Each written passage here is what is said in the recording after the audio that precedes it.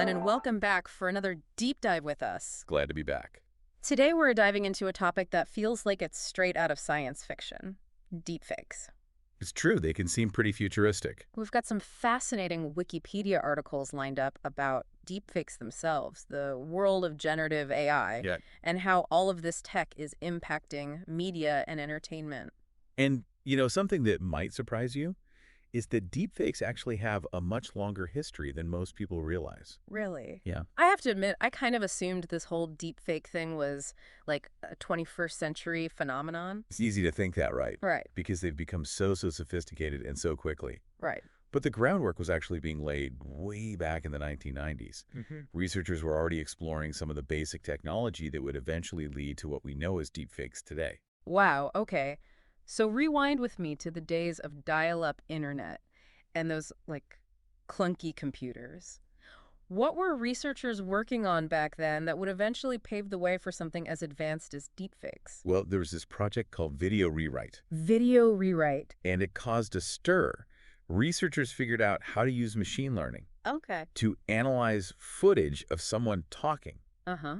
and then they could manipulate that footage Wow. to make the person seem to say something completely different. So basically, they were putting words in people's mouths, but digitally. Exactly. Video rewrite. The name sounds so simple, doesn't it? Yeah, it does. But the technology behind it was incredibly complex for its time. I bet. So how did they do it? What were they manipulating? Well, they focused on the connection between sounds and face shapes. They figured out how to map those mouth movements to specific sounds, Interesting. and it let them tweak those movements to match the new audio. That's incredible.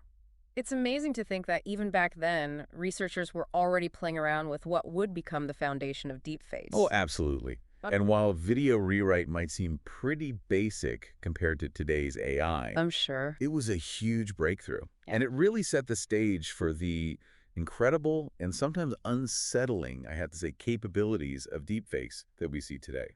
So we've gone from changing a few words in a video to the potential to create entirely synthetic realities. It really is remarkable, isn't it? What I find fascinating is how deepfakes have evolved beyond just faces. It's true. Remember that fake dancing app that was super popular a few years ago? Yeah. Researchers at UC Berkeley developed it. Oh. And it could take anyone, Right. and make them look like a professional dancer, even if they had 2 left feet in real life. Everyone was posting videos of themselves busting out these crazy dance moves. It's pretty amazing to see. I know, it's hilarious. But, also a little unnerving when you think about it. I agree. And that's the thing. That app was a glimpse into how this technology could be used, not just on faces, but on entire bodies. Right. And suddenly the possibilities, and to be honest, the potential dangers became much bigger, much faster. Oh, absolutely. And this is where things start to feel a lot less like a harmless app Right. and a lot more serious. Like, what about the implications for medical imagery? Oh, you're right. That's where things get really interesting and concerning. Researchers have actually already shown that deepfakes can be used to manipulate things like CT scans. No way. Yes. They were able to make it look like there were signs of lung cancer when there weren't. Oh my gosh. And they could remove those signs when they were really there. That is scary. And what's even more concerning is that these manipulated images, they fooled trained radiologists. Wow. They even fooled the AI systems designed to catch these kinds of forgeries.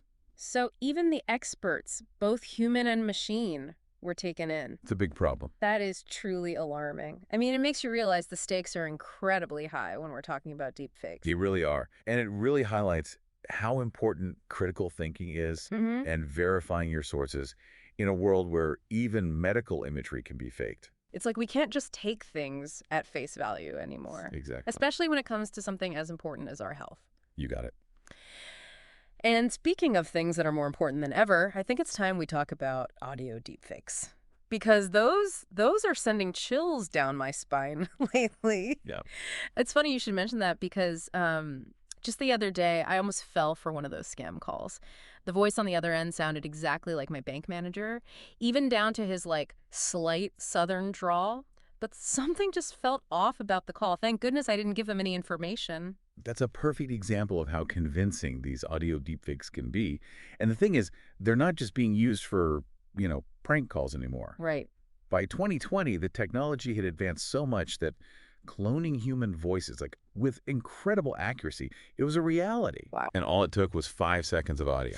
5 seconds. Amazing. Seriously. Yep. 5 seconds. I can't even, like, record a voice memo that short on my phone. I know, it's crazy, right? Yeah. And what's even more unsettling is that people are using this technology for some really serious crimes. Oh, I bet. There was this case back in 2019. The CEO of a UK energy firm, this guy got tricked into transferring over $220,000. Oh, no. Yeah, the scammer used audio deepfake tech to impersonate the CEO's boss. Wow. You know, it's one thing to, like, read about these cases online or whatever, but when it almost happens to you, like it almost did to me, Yeah, it really makes you realize how careful we need to be. I hear that. Do you have any advice for, like, our listeners on how to protect themselves? I mean, these scams are getting more and more sophisticated every day. It's more important than ever to really, like, be careful, especially when it comes to anything involving, you know, your money or your personal information. Yeah. Social engineering scams like the one you almost fell for. They're getting more sophisticated every day thanks to AI. Right. We all just have to be really cautious and double-check everything, Yeah. especially if you're not expecting to hear from them. It's almost like saying trust but verify has taken on a whole new meaning these days. It really has, hasn't it? Yeah. And you know what? That actually brings us to an interesting point. Okay. We've been talking about scams and manipulation, and it can seem like deepfakes are, you know, this cybersecurity nightmare. Right, for sure. But they're not always bad. That's true. There's a lighter side to this technology too. Oh, absolutely. Like, I've seen some hilarious deepfakes out there. Just people having fun with the technology. Oh yeah. It's amazing how something can be used for, like, good or bad. Exactly. It can be both.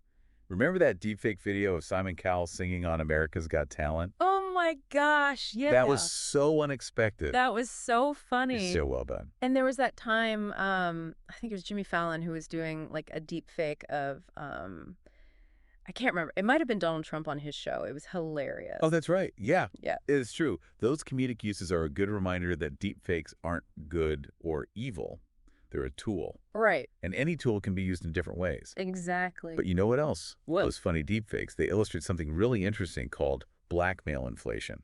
Blackmail inflation. Okay, now that's a new one on me. It sounds more like something you'd hear, like, talking about the economy. I know. Right, not deepfakes. It's a little out there, Yeah. but stick with me. Okay. Because deepfakes make it so easy to fake a video, right? Yeah. It actually makes real blackmail material less powerful. Really? Yeah, because anyone can create something fake now. That's true. It makes it harder to believe something is real, even when it is. So you're saying that even if you have, like, real evidence of something, because anyone can create a fake, Right. it makes it harder to prove that yours is actually real. Exactly. It's a fascinating twist. It's one of those, it's an unintended consequence. Yeah. The very fact that deepfakes exist Mm-hmm. makes people question everything, Right. even things that are real. It makes you wonder if this means we're heading toward a world where, like, everyone is just skeptical of everything, Right. even if it's real. Yeah, could be. How can you even know anymore? That's the question, isn't it? It really is. It highlights how much this tech is changing things, Yeah. how we see the world, how we trust things. Right. But before we go too far down that road, Yeah. let's talk about what's next. Let's talk about the future of deepfakes. Okay. Yeah, let's do it. Because as many problems as they create, there's also a lot of work being done to make things better. Okay, good. And that gives me hope, at least. I'm glad to hear that. It can be easy to get overwhelmed by, like, all the what ifs. So what are some of the things that are being done to, address the dangers of deepfakes? Well, one really promising area is deepfake detection technology. Okay.